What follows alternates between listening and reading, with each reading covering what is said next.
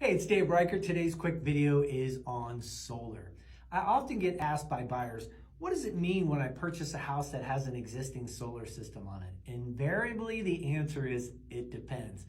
If the owner of the home purchased the solar system outright and they own it, nothing due, nothing left, that's great. We're still going to do due diligence on the maintenance agreement if there is one, as well as warranty if there are any. Second one is a lease. Now, the lease is kind of tricky because they can come in very long terms and people have had them for only a short period of time. So the due diligence will be, what's the lease look like? What's the payment look like? How long have they had it? And how much time is left on the end of it? And at the end of a lease agreement, there's oftentimes a buyout clause, and you can purchase the system at market value.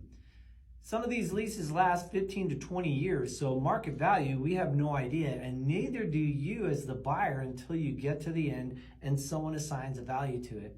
The way technology works, those panels could be obsolete by the end of that lease, so it's something that we have to dig into. Lastly, on the lease, because there's a payment associated with, we have to bring in your mortgage lender if you're purchasing the house with a mortgage, because that number also impacts your debt to income ratio.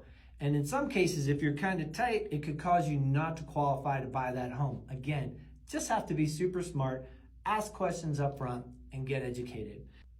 The third option is a power purchase agreement.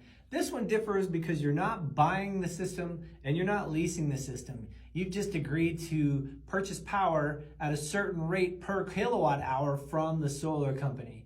So what does that, churn up for us as buyers? We have to make sure that the rate makes sense in terms of, how much you're buying the power for, how long that power purchase agreement is, what happens at the end of it, what happens with the system in terms of, if there's any damage, is there a warranty, is there servicing that happens to it, or if there's natural damage by hail or some other way, are there warranties? So long story over is, when you're buying a home with existing solar, we have to ask a ton of questions.